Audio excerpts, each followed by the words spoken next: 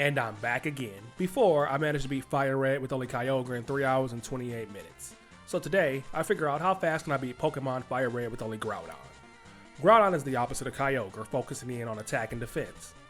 He has good moves via level up, and his TM list has some good options. The rules: only Groudon in battle.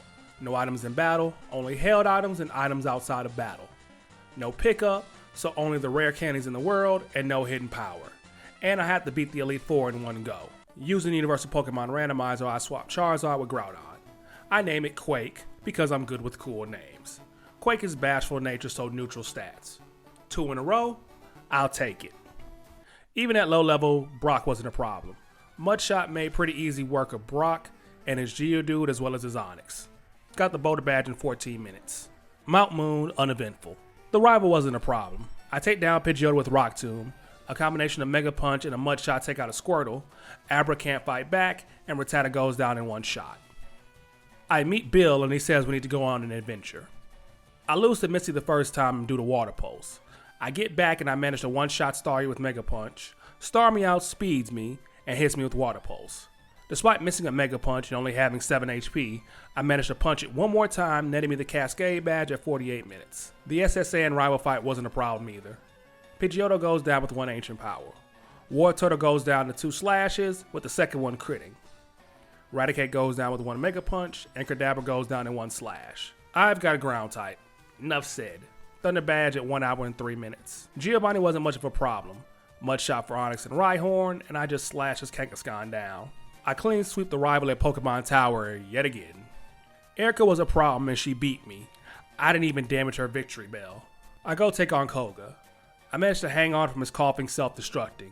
Muck is weak to ground, so Earthquake takes it out. I slash his coughing down, and slash his wheezing to collect the Soul Badge. I go to Cinnabar. I lose the first time due to my ability supercharging Fire Blast, but on the next time, due to his Arcanine being in the damage range, I managed to take it out, netting me the Volcano Badge at 2 hours and 41 minutes. Rival Fivel took me out, so I go take on Erica. Despite being paralyzed, I use Slash to prune her entire gym. I get the Rainbow Badge at 2 hours and 56 minutes. I go back to Rival Fivel. I use 2 slashes for Pidgeot, and after Blastoise was done stalling me out with Protect, I take him down with 2 Solar Beams. I take Execute down, but not before it paralyzes me. Despite being slower and taking some hits, Alakazam goes down with 1 Earthquake, as does his Growlithe. Giovanni was no problem with Earthquake. Sabrina didn't touch me. Moving on. Do I have to say it?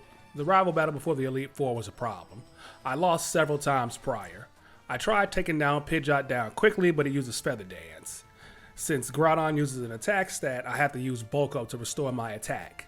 Eventually, I was able to slash Pidgeot down, 1-shotting Blastoise with Solar Beam, 1 slash for Execute, 1 Solar Beam for Rhyhorn, and 1 Earthquake for Alakazam. At 3 hours and 34 minutes, I'm already behind Kyogre, so let's see where Quake falls. After a few losses to Lorelei, I figure out a plan.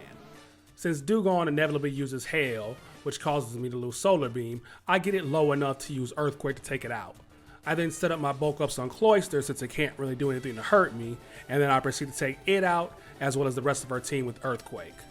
After a loss to Bruno, I use Solar Beam on his Onix and Earthquake to take out the Hitmons. I'm tough enough to survive Cross Chop, since if a single Earthquake doesn't take it out, its berry will keep it in range of a 2-shot.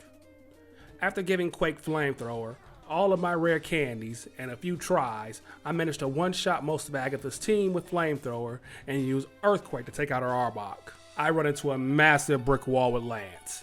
Earthquake doesn't affect his Dragonite, and Flamethrower and Solar Beam do next to nothing. I come back and I try and use Thunder, but with the lack of accuracy, and since Quake can't learn Rain Dance, it's just a massive coin flip.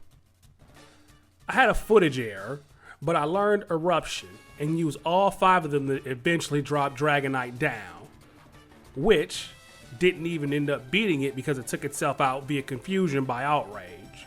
His last 2 Dragonairs went down in Earthquake. I finally get to the champion.